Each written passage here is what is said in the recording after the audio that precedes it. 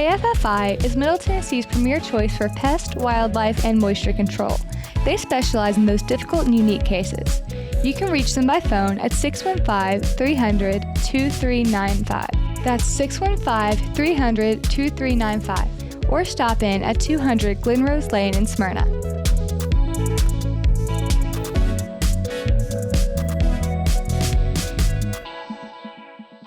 Hey, Middle Tennessee, it's Mark from the Safe House. Can I have your attention, please? I have an important announcement. Our president has a backbone. Thank you, President Trump. We sleep better knowing our country is protected. And speaking of protection, criminals laugh when you purchase a fake safe from a big box store. There's no better time than now than to visit the Safe House and see what a real safe looks like. Rebates now through the end of July on select brands. Our brands include Liberty, Fort Knox, and Browning. Drop by one of our locations or go to NashvilleSafehouse.com. And remember, we don't just sell safes, we sell peace of mind. My wife and I enjoy going by Yard Sale Inc. We usually go to both locations, the one in Smyrna as well as the one in Murfreesboro. A lot of times on Saturday mornings we stop by, and their inventory changes weekly, so you never know what you're going to see, and it's mostly open box. The name fits it. It's exactly that. It's a yard sale. If you don't totally agree with the price, the staff is always friendly and nice and willing to work with you. That's the Yard Sale store in Smyrna at 111 Enon Springs Road West, in Murfreesboro at 204 South Front Street, and online at bestdealintown.com. Hi, this is Allie Dowenhauer with Isaiah 117 House. Isaiah 117 House provides physical and emotional support for children awaiting foster care placement here in Rutherford County. We are changing the way foster care begins, and those kiddos are brought to our house to hang out and wait for a foster family, and they're given everything they need. We support foster children, DCS, and foster families here in Rutherford County. Visit us at www.isaiah117house.com or visit our Facebook page, Isaiah 117 House, Rutherford County. Hey, I'm Floyd, and I'm inviting you to join me at CR. That's Celebrate Recovery. We meet at Family Worship Center, 3045 Memorial Boulevard on Sunday at 6 p.m. We're a 12-step Christ-centered program that offers help for all the hurts, habits, and hang-ups that's causing you pain. The program works if you work it, and I'm proof. For other CR groups, go to CelebrateRecovery.com and click on the group finder. Hope to see you soon.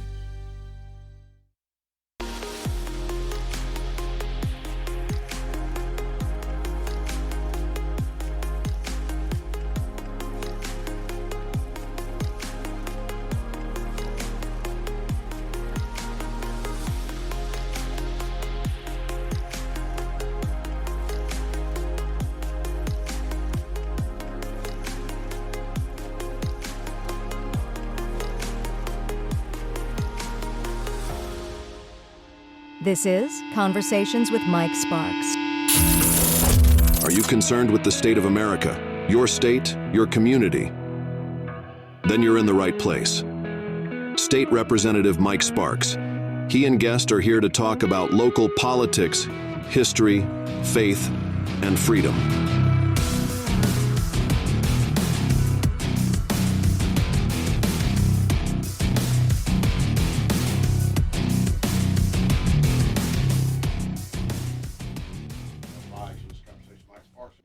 That radio guy from years ago, and he said, yeah, you're talking about Paul Harvey.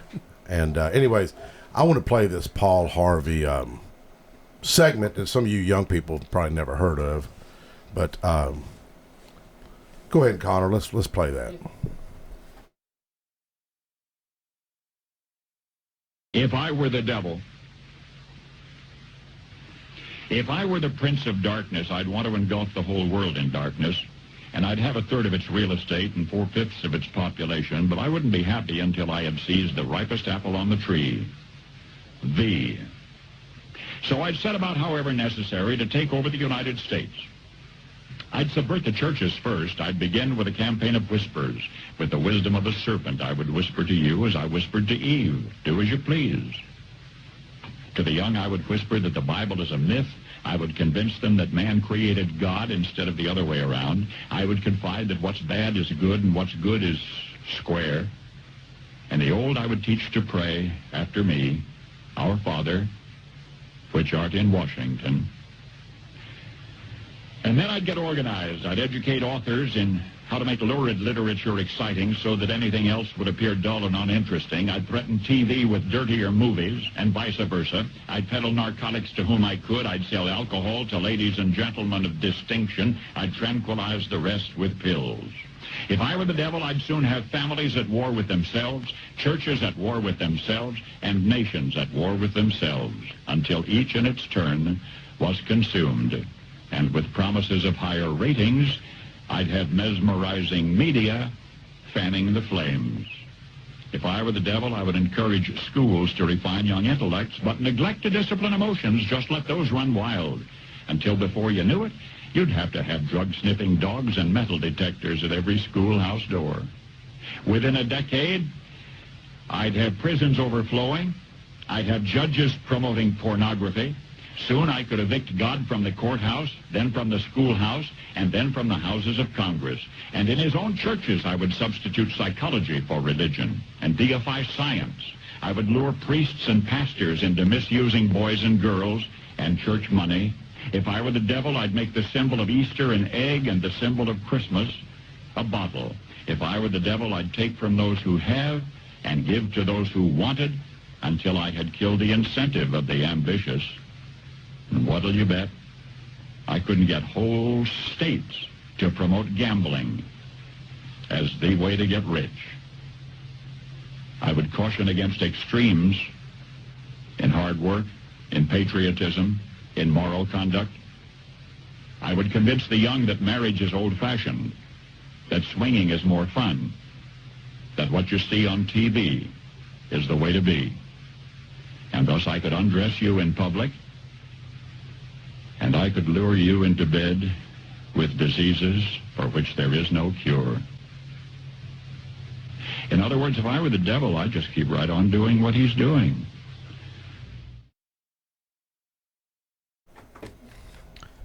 That I'm reminded of that old quote that says, "We have met the enemy and it is us." But anyways,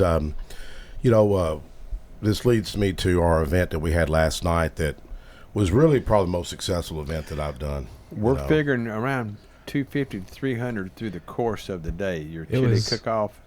Yeah, it was pretty packed. He had a good crowd. He had a good turnout. So yeah, we had it. It started around with the Men of Hope. Then of course the mid-10 hot rodders rolling in. And they had almost 50 cars. I think they had 44, and they brought some of them brought the wives, and those people ate chili and went. Some of them went to the the talkings, the history talkings and all, or speakers, and it was pretty good, man. Did you get full of chili? Man, I really didn't get into it last night.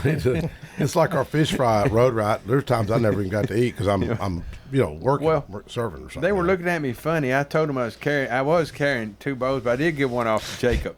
But I was carrying them. I said it's for 2 people, but the other time it was for both of them for me. Was it really? Plus I got a to-go thing, and I ate it when I got home. But just well, my wife, she went and got about 50 to go. Oh man, hey man, she is the. I'm gonna tell you right there. That is she's the girl, man. She had that thing running, dude. Oh yeah. Shout out to my wife Felicia. Oh yeah, she man. Works hard. Yeah, she did. She had it, and she wasn't feeling good. Nah, she wasn't. She's a little. But and they cleaned it all up. I told them I'd come back this week and do it. They had it spotless. You had to get everybody to leave last night, didn't you? You had to be the mean guy. Yeah, he had to kick us out. But man, I was tired, man. I was tired. I think Marvin, my former assistant, was there, and he was still talking to one of the interns over there. I'm sorry, Marvin. Come a little bit earlier. He texted last night. He goes, "Boy, that girl's pretty." I know he's gonna dive here. I wasn't trying to block him or nothing. No, man, it's But anyways, but hey, tell everybody to leave.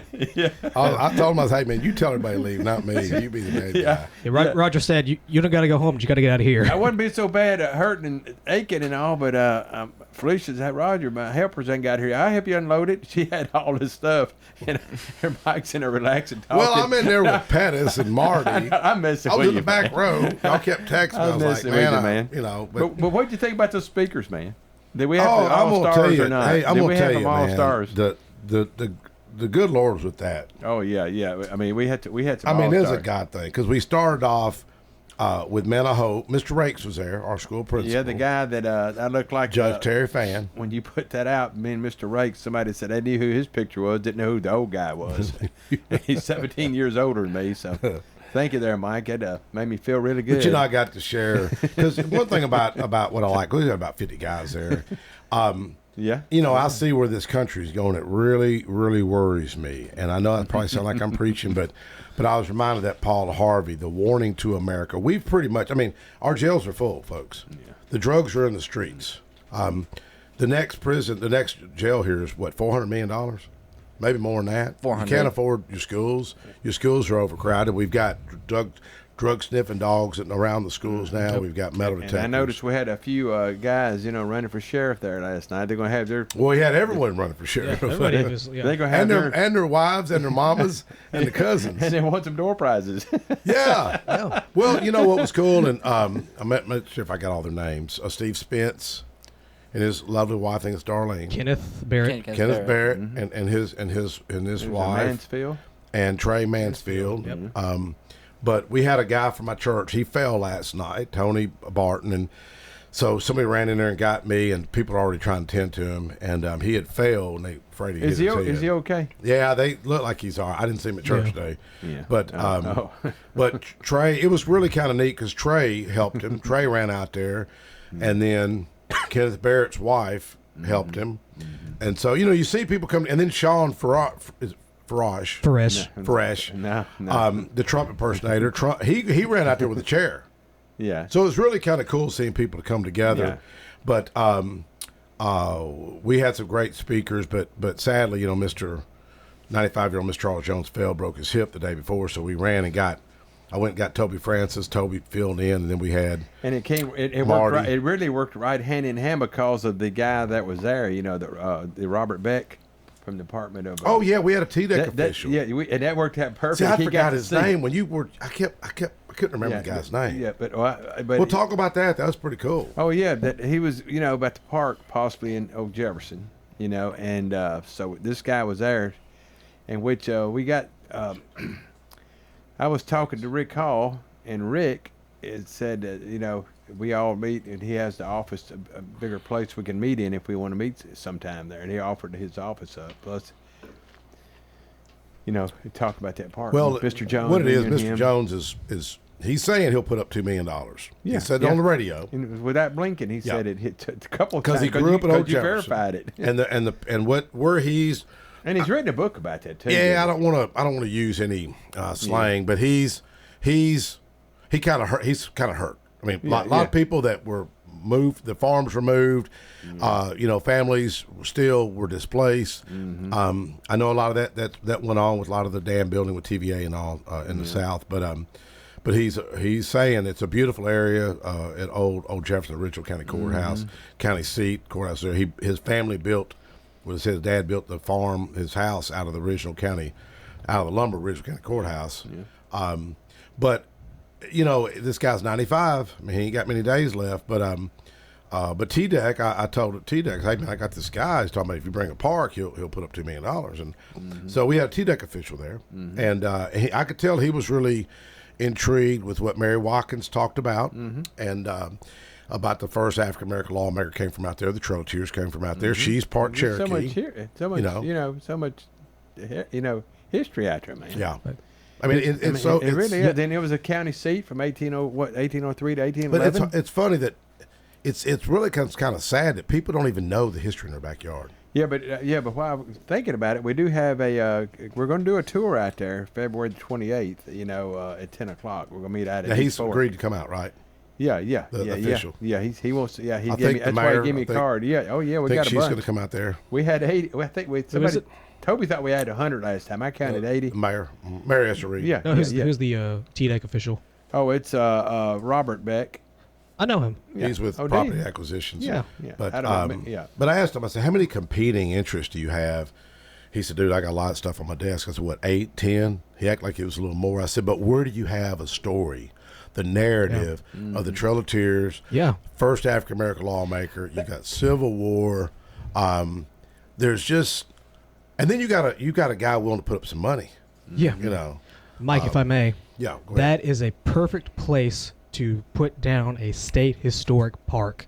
That is the perfect place to put down a state historic park because there's so much history there. Like you just said, the Trail of Tears, first African American Tennessee lawmaker came from there.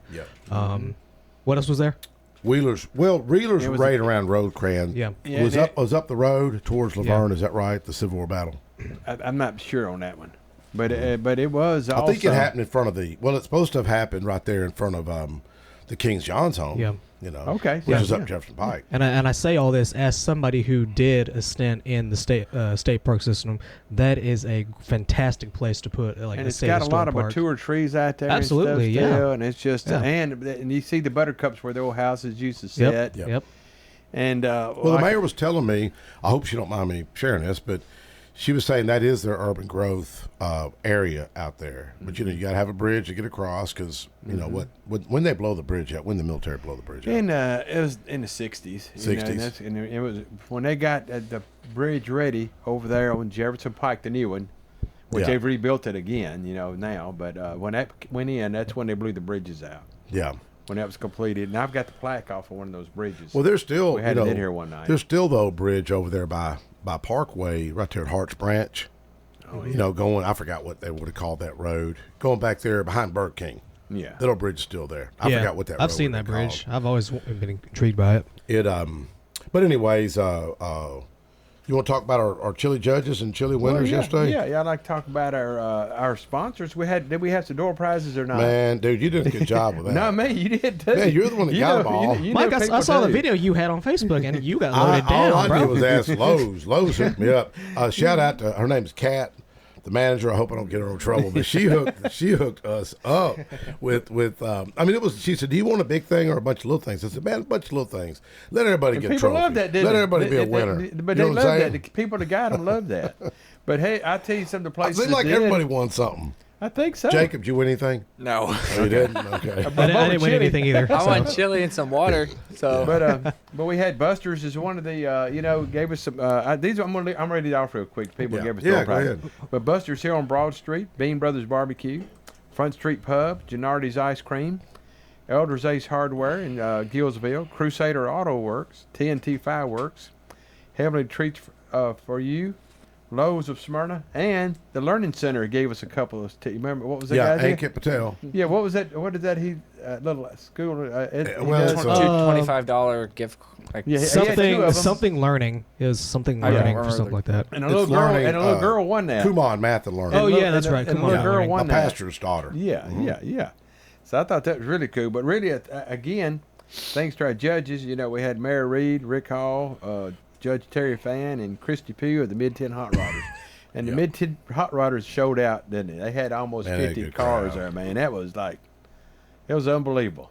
So, but everything went great. Appreciate Michael Morton bringing the PA system. Yeah. And he actually won something, didn't he? Yeah, what did he win? He won the Bean Brothers, and I think it was well, I think they're gonna make a I think they're gonna do a cruise in or something down there in front of his place, aren't they? I don't. They will eventually, yeah. But I know the first they call it Thaw Out. I think it's going to be in April over at the Steak and Shake. And last time I was parking at both sides. We've been to them. That's where you always spot that car you like. You had it when you was growing up, when you was a wild child. Which one? Was it that Camaro you had or a Firebird? What I did you had a 68. Well, then I had a Firebird. Then I had a 69 Camaro. Okay, so you're a wild child. How long, man? How long? Which car are you talking about? I'm trying to think. I think it was that Firebird we saw at the Steak and Shake. I made a picture of it. Maroon looking one time. Or Ronnie Perriman owned that one, I think. Oh, yeah. He got a red 69Z. Yeah, okay. Yeah. And I wasn't Z, though. Yeah. Was that there at the show? Was that there at the car show? No, but it's been over at the Steak and Shake. And, okay. Mike, reminiscing. Oh, they're when he would not get in trouble, when he they're so expensive, man. They're just so high. But no, and then my buddy Rod Roberts, his birthday was yesterday, and he won a prize. And then he won the main. He won the big toolbox, and he's a mechanic. Yeah, that was a triple. Who won the fireworks? Oh, that was my cousin. See? Oh my gosh! Didn't they win last year? They did. And another cousin won the door prize. That was a meal. Yeah. I think it might have been Buster's place. It was. Roger claimed it wasn't rigged this year when his cousin won it too, but well, I mean, and then Shari, one of my best buddies. Yeah, that was rigged. Shari. Yeah, no. Well, she said that's the only second pot of chili she ever made in her life. Well, Jeff, first time he made one and won it last year. Well, that's what's interesting because the people that get real competitive that think they're cooks, like Danny Brewer. Danny thinks he's a good cook. Jim Africano. Well, I'm sure he is. My buddy Mark Carpenter. They all think they're like chefs. Oh, Danny. You know, and then Danny? Now Danny has one though. Yeah. But like Jim Africano called me the other day, and shout out to Jim. His mom's under hospice care, and his employee Aaron, I think his mom's under hospice care too. Both of them struggling with their parents. But he's never won at all. He's entered for like 15 years and never won. We did have an all-star speakers there yesterday. We had an all-star set of speakers. Oh too. man, dude! I'm telling you, people still talking about it. They're gonna be talking about this thing for a month or two. You know. We had of course, Mr. Jones couldn't be there due to an accident, but we had Toby Francis, which led right into T-Deck. You know, that was perfect. Then we had Marty, Trail of Tears. That was part of it too. Miss Mary Watkins. Yeah. And Pastor, Vincent Windrow in there, which will be on here in a little bit. Then your buddy, Gary LeFew. And we also had Bluegrass Pickers, Paul Lamb and the boys. And then we had, who was that last one we had? With Mr. Pettis Reed, and he did his skit. Yeah, did you like that? I loved it. Yeah, I loved every bit of it. Vincent Windrow, who's fixing to come on air with us after commercial break. He knocked it out of the park, didn't he? All of them did, man. Well, Mary, I tell you, we had that surprise proclamation for Mary Watkins, and I've had that on my desk, Vincent, if you could hear me, since March. I've had it on, but I've waiting for the correct opportunity to recognize her, because I kept thinking, well, we'll do it at Cemetery School, we'll do it at the battlefield, but I never seen anything come up, and I thought, man, this will be the perfect opportunity to recognize her. She got a little emotional, got a little choked up. No, she did. But what's so sad about some of this, and like she said, because she's part Cherokee, and I mean her family lineage. I'm got a little bit in me. Well, my wife's part Cherokee, and she said, deep down we're all the same. Yeah. And, exactly right. But here's what's so cool, because this is what I say.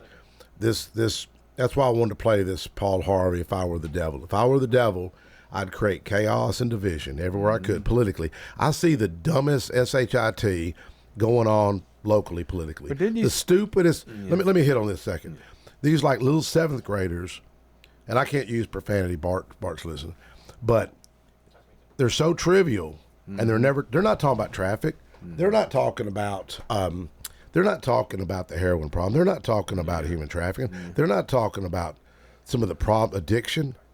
And it's this stupid fight. No wonder this country's broke, man. But this country, like I said yesterday in front of Mr. Rakes, this country's going to be over with if we stay on the path we're on. If we keep fighting and bickering, do you see it?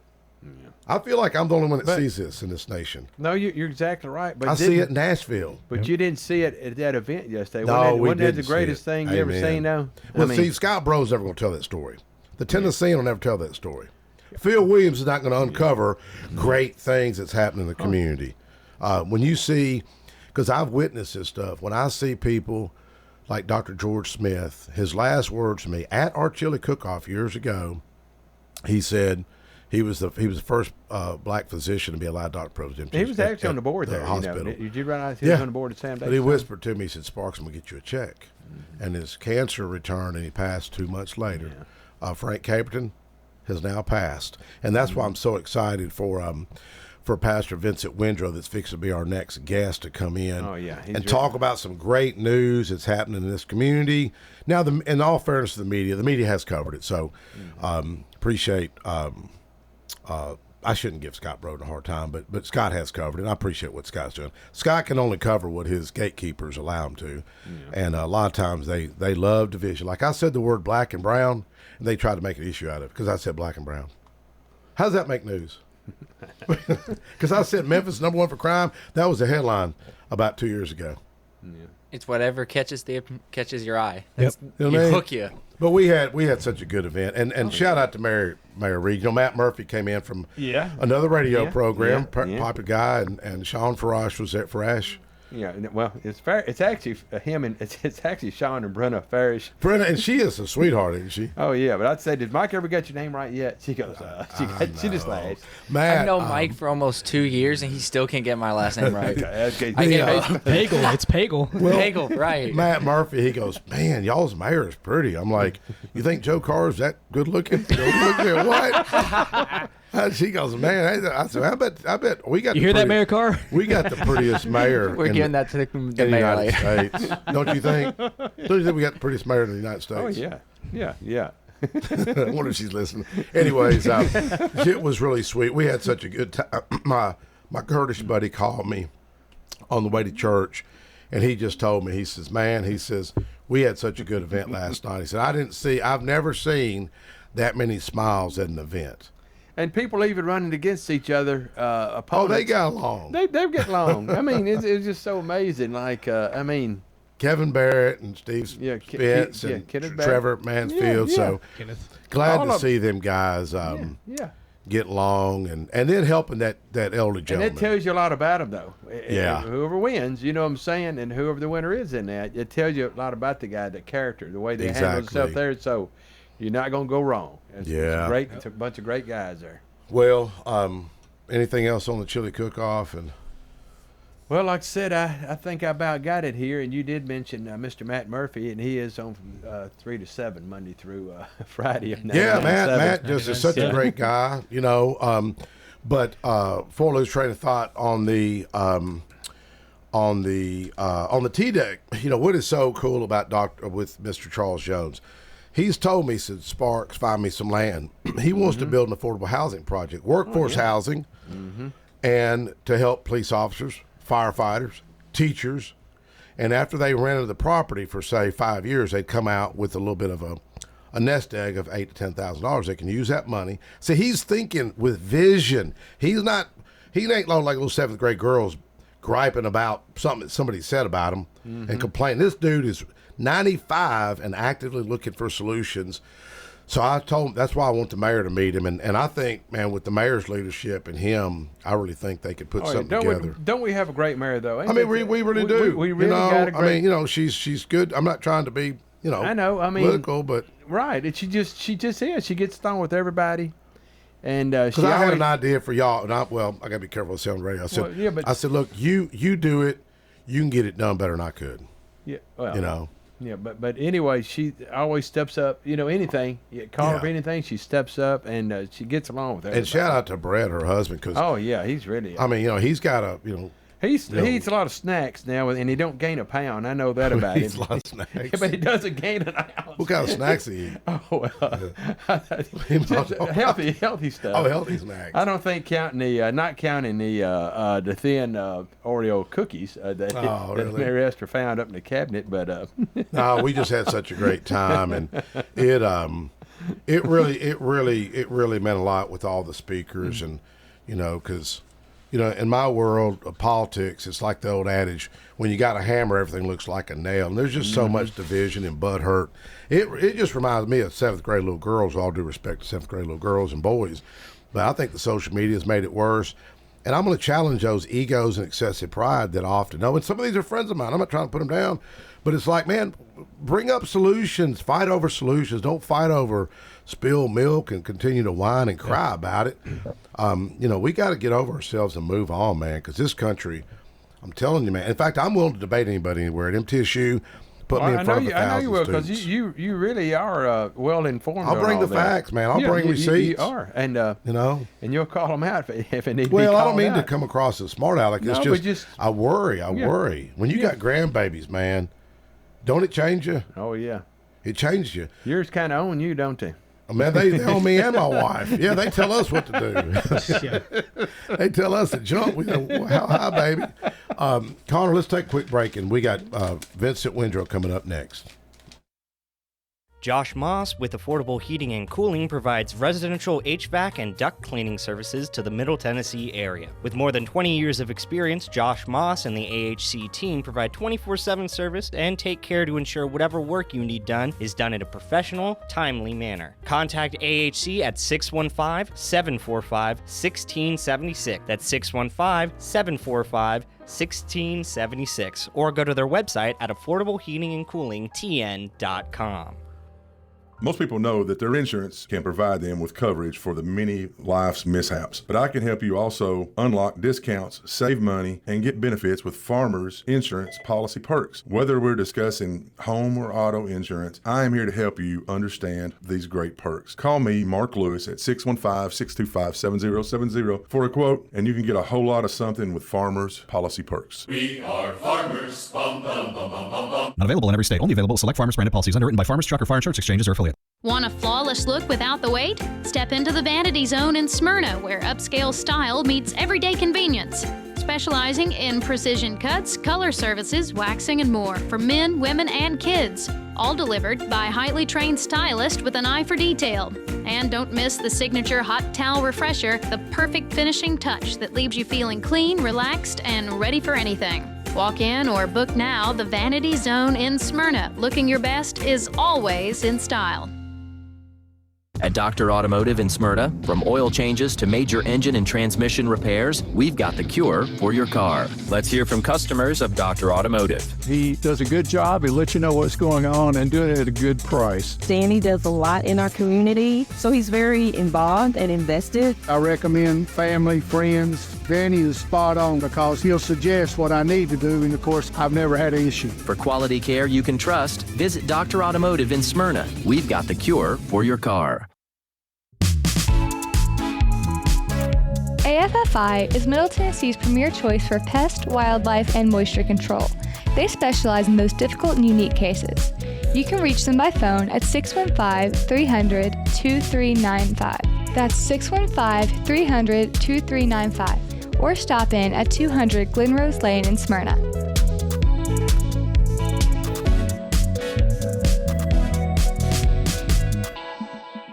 Hey, Middle Tennessee, it's Mark from the Safe House. Can I have your attention, please? I have an important announcement. Our president has a backbone. Thank you, President Trump. We sleep better knowing our country is protected. And speaking of protection, criminals laugh when you purchase a fake safe from a big box store. There's no better time than now than to visit the Safe House and see what a real safe looks like. Rebates now through the end of July on select brands. Our brands include Liberty, Fort Knox, and Browning. Drop by one of our locations or go to NashvilleSafeHouse.com. And remember, we don't just sell safes, we sell peace of mind.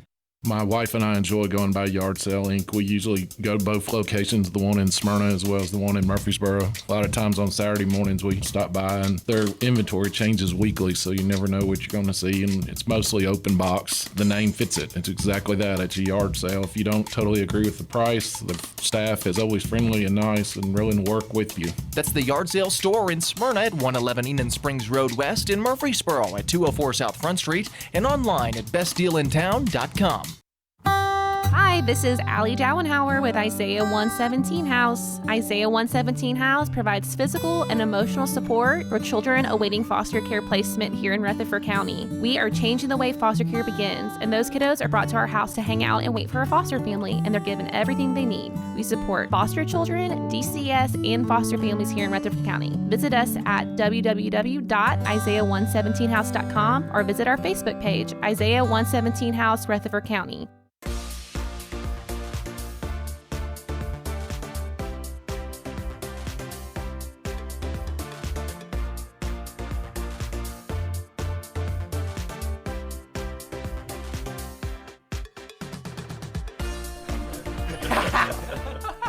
All right, we're back. I've got a guy that I've kind of become friends with, Pastor Vincent Windrow. And Pastor, I didn't know until you were telling me some of the history, like your Bo Washington, who's a legendary educator who sadly passed, 2 years ago? 2019, October the 6th, 2019. Oh, been that long ago? It has. Wow, it has. wow. Yes. Well, one thing that, you're like a beloved guy here in Ruff County. You know that, don't you? You're just a homeboy is what you're saying.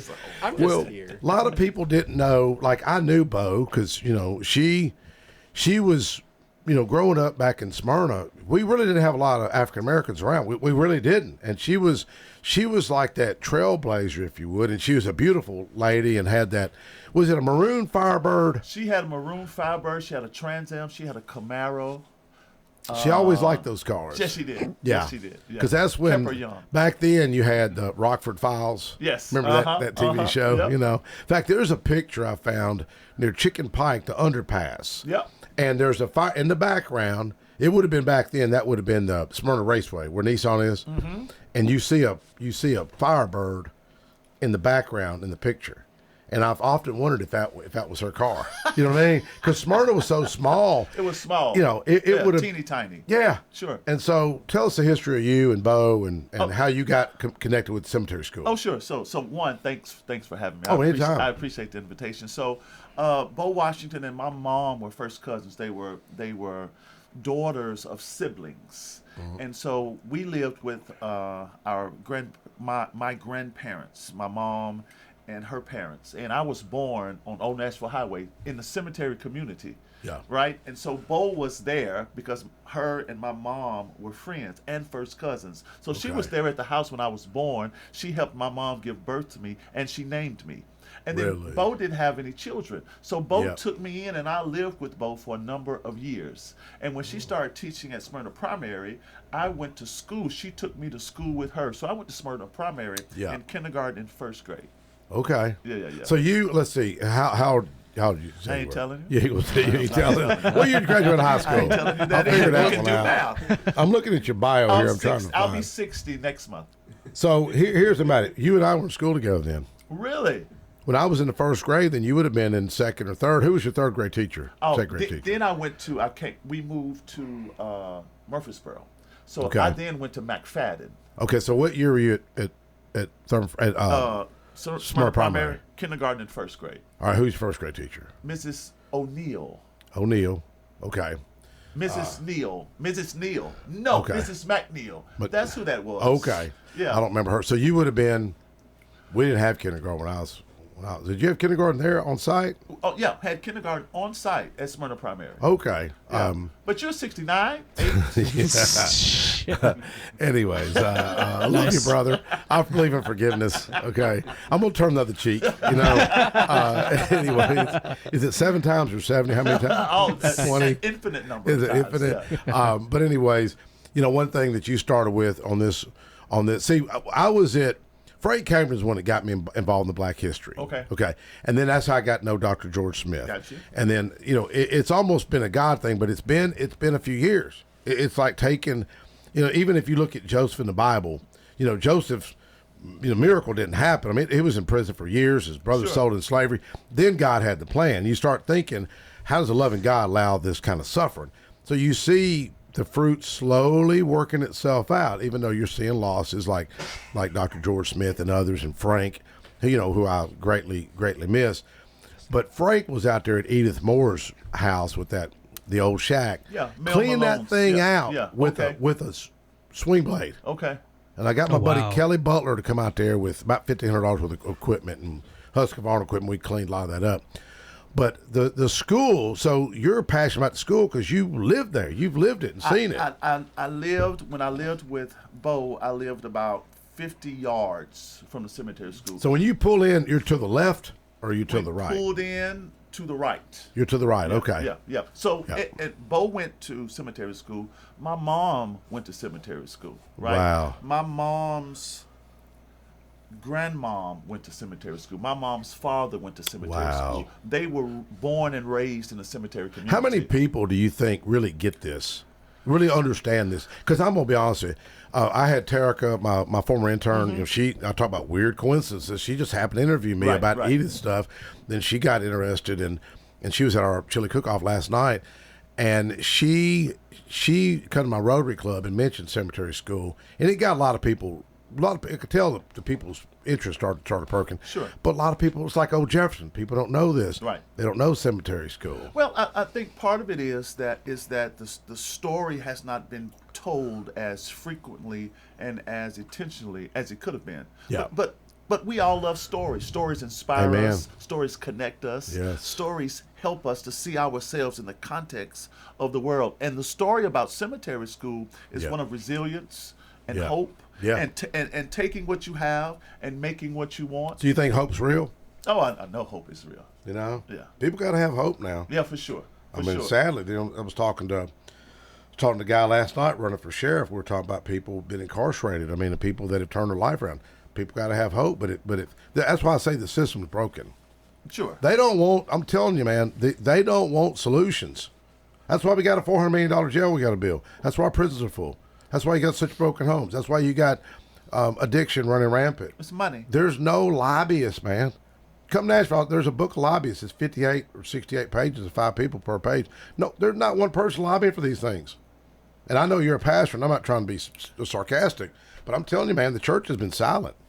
I think they are. Well, I think, Mike, what tends to happen is if you only go to your church, you don't know what's happening in other churches. Yes, sir. So that makes sense. Yeah. And I'm not saying that churches have been as loud as we ought to have been, but I do think it's important to recognize that there are pockets of advocacy in every area. It just doesn't seem like, here's what I'm saying. But you're passionate about it. You're passionate about it. But I don't see a real organizational structure. Because I'll give you a case in point. This title pond industry, I don't like that stuff. I don't like the advanced finance. I don't like the check into bankruptcy. I don't like the coercion and it's a scam. They lure people in with 11%, like this guy down here at Tennessee Title Pond, Jackson Heights. And watch the video I made about him. Go to Miss Helen Praetor Lending. It was a black woman. He lured her in at 11%. It's 11% a month. The repo man's calling her. I'm sure. Her sister was in the car battling cancer. He gonna take her car. The repo man's calling her. Sad state of affairs. And that's the thing about it. It's like when I called the police department, he said, man, that's the legislature. I said, dude, I need y'all out here. Bring a sergeant out there. And we finally got the guy, and she finally scrimped and saved. But what we're seeing as a culture, like I asked the governor, I'm disappointed with the governor. Well, I shouldn't say it live on the radio, but I like Bill Lee. I think he's a good Christian man. But that Christian man had a time to step up, and he chose not to. He could have vetoed that bill. I went to him. I said, sir, will you veto that? He looked at me like, what? He was shocked. I said, he said, why does this matter? I said, because you're not going to be able to undo this. These lobbyists are so powerful. Oh, sure. They're like 10 Goliaths. David only had 5 smooth stones. He's going to have 10 smooth stones to take on. These lobbyists are the most powerful. They're like mafia. I can tell you, they can kiss this white boy's tail. I'm going to tell you how I feel about it. Because when you see oppression and you see the boot on the neck of the least of these, and you see the money handed out. You know, Advanced Finance has donated $2 million to just lawmakers. Where's Phil Williams at on that? Scott Broden ain't going to talk about it. Because, you know, they're part of the problem. If you're accepting money and you're selling advertising and you're making all this money, right now no one's paying attention to this. Mark my word, the next year or 2, 3 years, because here's what's going to happen. You're going to have church members, they lose their vehicle, then they lose their job, and it's a cycle. But the governor of the day, he come in a meeting. I know I'm getting myself in trouble, but he walked in a meeting. Everybody stood up for him. I didn't stand up for the guy. I like the governor, but I didn't stand up for him because I kept thinking in my head, he had the chance and he chose not to. And I know I probably need to get over it, you know, and show respect. But, you know, but it doesn't mean when God puts you in a place of position of power, sure, use that power to bless the next generation, because that next generation's cursed, man, over this stuff. This stuff is not going away, folks. I've got a bill we're going to run, me and Mark Pody. You know, we're going to have it's going to be like the mafia. And I bet you can get better terms in the mafia than you can these people. Seriously, somebody challenge me. Some professor at MTSU, write a story about it. Scott Broden, challenge me. Go to Chicago, find some mafia people. Hey man, how much you charge people interest? Oh, we'll do it for 25. Oh, these people are 400%. You know what I mean? And it's legal. Yeah. That's the depressing part, is that it's completely legal. And your generation's screwed. Yeah, man. we're screwed. We're done for. You can't afford a home. I mean, we're cooked. Earlier you was talking about that little report I had you do. Yes, the home affordability. I run that bill about affordable housing. You know, I had lobbyists fight me on that. I can you know who believe paid that. for the lobbyists? Who? Taxpayers. How do you explain that? It's wild. You'd be surprised how much the taxpayers pay for. It ain't a Republican Democrat thing. It's crazy. Insanity. Anyways, I know I'm getting sidetracked, but we got such a generation. But that's where the church is going. This country needs a revival, man. You ever thought about that? A constant revival. It does. It does.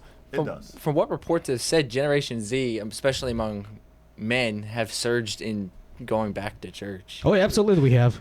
Like, Absolutely especially we have. after the COVID Yeah. kerfuffle that was, it's skyrocketed.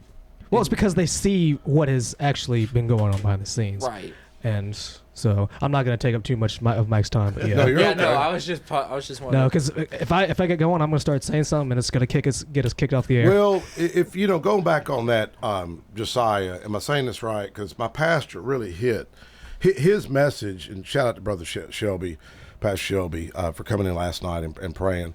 But it's really confirming. You ever been like something, all of a sudden somebody's telling you what you're thinking, it's kind of confirming? Sure. So tell us the story about Josiah. And that's in what, Kings, Second Kings? 2 Kings 22 and 23, I believe. Yeah, and we're, I just thought that fits the narrative today of where we're at as a nation. What about him? Just where the nation had fallen away. Well, so I think to bring it into modern context, and that's what we need is context, is to understand that it's just not returning prayer to schools. Yeah. I think we think that if we do this one thing, then the nation will come together. Yeah. But this thing is complicated, meaning hard, complex, meaning there are many different layers and levels to it. Yeah. So people have been saying, well, if we just put prayer back in school, then everything will return back to God. Or if we do this, or if we do that, right? Yeah. But there's simply not one thing. That's why we have to have this multifaceted approach. Amen. Probably to everything. Yeah. Right? But just because you have prayer in school, we've had prayer in school before. Yeah. Yep.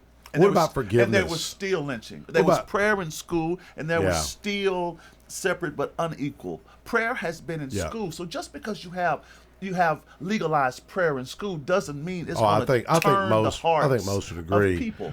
On that, because I know we're limited on time. On the school, Yes. that I know it matters to you, and it's a beautiful talk about the school. Oh, sure, absolutely, and thank you history. again, Mike Spark. You were the one who sparked the funding that we received from the governor's allocation. Is that a pun? No. It's slick, but it is true. So thank you very much, No, I man, for your appreciate you leadership and on others. that, man. And you Shane Reeves really put forth the effort. I got mad at the Speaker of the House over that. I do. I heard. Okay, and anyways, but see, God, it's so cool because I've seen how God he'll use conflict to move you. Just like Joseph in the Bible, he used conflict to move you. And I got upset with Cameron Sexton over my fatherless mentorship bill. I thought he disrespected it, but I had Antonio Parkinson, a black lawmaker out of Memphis, talked about when he was a kid, he brought a gun to school. He's going to take out 4 guys. Powerful testimony. He said, but if I'd have had a father, I don't think I'd have done that at home. And he said someone intervened, spotted the gun. He got arrested, put in a patrol car. Somebody intervened and encouraged him to go in the Marines, and it turned his life around. So the Speaker, he says, this presentation, I felt disrespect, and I just looked at him. I said, he never would look back at me. He said, I said, man, but this is important. And then I sent him that scripture, be a father to the fatherless and helping the widow. And I said, dude, this is why I voted for you, because I voted for the guy. And I believe in Cameron. Sparks, you have a platform, and I think what's exciting to me about your leadership is that you are not afraid to speak out on the issues that you are passionate about. Well, it's scary sometimes. It probably is. Antifa's been in front of my house. You know that? Is Antifa like this real organization? They're real. Where's the headquarters? Tell my neighbors. I'd already. Who's the leader? Well, I don't know. Do they have a slate of officers? Well, the attorney, this attorney did call me like the day before, 2 days. He said, "Man, be careful. We're here. Antifa's flying in, and you're a target." And I was scheduled to fly out to General Max Hayes and watch the troops do maneuvers. And I told my wife what my life insurance policies were. And about 3 a.m. out in California, I see my phone light up. My wife said, she said, hey, there's 7 cop cars there and 6 protesters. Somebody's yelling through a bullhorn, beating a drum, and it woke up all my neighbors. So I don't know who their leader is. But here's what, if Antifa is did they have Antifa shirts No, on? but here's what my sister did. My sister was next door, at my mom's home, and she went over and pleaded the blood of Jesus over all of them. And the guy was like, man, we'll be out of here in 5 minutes. I mean, you call it Antifa, call it I don't know what it is, but they've never emailed me. They never had a call. It's division. Yep. Somebody is. I mean, what kids get up and go show up at somebody's house at 3 a.m? Somebody's paying in people to cause disruption and intimidation. That ain't gonna intimidate me. It was just weird. I was not there at that moment, and I don't have a problem. I'll forgive people and move on. It's really a badge of honor. I mean, they've never went after anybody else. They went after me, and so. My dad flew on in B-17s, and they always said, you're over the target when you're catching flak. And he was shot down once. But what I'm so proud of on that school is that, and really I texted Cameron yesterday because I wanted him to come into the event last night, and I said, hey, dude, I took a picture of Mary. I sent it to Mary Watkins. I said, man, we're talking about the school. I said, it was your leadership that helped us. Because, he doubled that grant. He did. He did. I mean, it was so cool. It was super cool. And so what we've been doing since then, since we received the funding, we have installed HVAC first time. Electricity turned on, brother. Electricity has been turned on. The trench has been dug to bring water into the school. And so it's exciting out there. There's a bunch of activity. You think Phil Williams is going to cover this story? Cemetery school, I'm gonna call him. Tell him, say, man, Mike Sparks always talking about you. It's a great Call Phil, story. say, Phil, here's a good story, man. It's a great story. But we have received such encouragement from the media, whether it's the Tennessee and Scott or the has Daily covered News Journal. it. Yeah. And Scott has always desired to cover these kinds of things, in my experience. I think he has. The Murfreesboro Post, the Pulse, Channel 2, Channel 5. Yeah, they have really. People have really invested I bet Phil Williams in the story. I bet. Hey, you want to put a bet? I don't know if it's the investigative stuff that he likes to do. Yeah, this is a real feel-good. But didn't y'all have a church? Didn't y'all have a school out there that it burned out? Yes, absolutely. Yeah. So this is the last one that was finished in 1941, and it's still standing. And we're going to have a museum. And there. The original desks are still there. Yes, man. That's and the that stove. My mom sat in the late 40s. I mean, have you got choked up by it? Oh, always. When I think about what kind of opportunity it is to tell the story, it's an American story. Just think if Dr. Smith was here. Right. Just think if Bo was here. Right. Just think if Frank was here. And we got to give a shout out to Van West. Van West has been. Dr. Carol Van West. You know what was weird? I talk about weird coincidences. You happened to be there doing the invocation that day at the Capitol. How about that? Man, is that not crazy? How about that? Yeah, brother, is that not cool? It was. Because but I don't believe in coincidence. So exactly. Well, it was Shondell Brooks. Yes. Representative Brooks had you up, and didn't she mention it when she was introducing you? I think she mentioned it when she introduced you. She mentioned Cemetery School, and then we had budget. Yes. So I advised you to budget. Yes. And then I quoted, I hollered at you, and then I quoted Van West. Van West, because he said this is a gem. Yes. I said, this ain't me saying, this is the state historian saying that. Do we still got Marty on hold? Marty, go ahead. Marty wanted to chime in. Marty, go ahead. Yeah, you've had me on hold for about 2 hours now. I'm sorry. That's okay. Well, you call in way too early. Marty, what do you think about Cemetery School? You got to speak yesterday about Trail of Tears, and I know this stuff matters to you. What do you got to say to the pastor here? Oh, the pastor that spoke yesterday? Right now, yeah. Vincent's right here in front of me. He's in here. Oh, man, he was awesome. He was excellent. And by the way, that's Joe's pastor that spoke yesterday. Joe went to his church. Oh, Joe goes to your church? Joe. What's Joe's last name? Joe Anderson. Joe's one of Marty's caregivers. Yeah, he was there. Yeah, he told me. Yeah. Joe told me after the show, he said, I go to his church. Yep, he sure does. He talked. We chatted after my cool. presentation. It was super cool. Yeah. Marty, how much can we put you down for? For what? Make a donation. We need some help. For what? Make a donation for what? For the cemetery. Let me we're working this, on it. Mike Sparks, let me tell you this. In June, from June 8th to June 12th, and then from June 22nd to the 26th of this year, we're having what's called Patriot Camps. We're bringing 100 kids to the cemetery school, and we're going to teach them My Country 'Tis of Thee, your grand old flag, your high flying flag, this is my land, your land, all of that. Because what we learned when we were growing up, those songs, they produce some patriotism in us and some civic pride in us, and this idea of volunteerism in us. And so what we're doing with these 7-year-olds to 12-year-olds is to teach them those kinds of things that we believe is missing in this space of vitriol and and difference making and division. Yeah. So patriotism is powerful, and it moves us in a way that that helps But society. now, how does somebody, if they want to, are y'all selling sponsorships or anything? So my phone number is 615-785-4237. I'll say it again. 615-785-4237. They can reach out. Okay. So the name of the nonprofit? It's Friends of Cemetery School. Yes. It's a 501c. Now, are y'all going to clear that out where you can have the visibility from the interstate or from Old Nashville Highway? What do you think? No, we're clearing out those trees that are on the property so that we can have those camps. Okay. Yeah. So who owns the lot to the left of Stones River Methodist Church behind y'all? Yeah, I know you're talking about. I don't know the name. Okay. But we are anxious to clear all of that land and to provide a place where we can teach these youth. So back then they didn't have restrooms, though, did they? No, we still have an outhouse. The outhouse is still there. It's not usable. Really? But so it's a brick outhouse? No, it's a Serious? Outhouse. Really? Right behind the cemetery school. Yes. That's wild. Yes. So it's very exciting. And the old potbelly stoves I've seen in there. Yes, that was really cool. 2 of them. So we're trying to maintain the integrity of the 1941 building and the experience there. Oh. So we'll keep those things and we'll keep those desks. All right. Well, we'll have you back here about another month. Absolutely. Okay? Looking forward to it. Thanks See for y'all next having me week. today.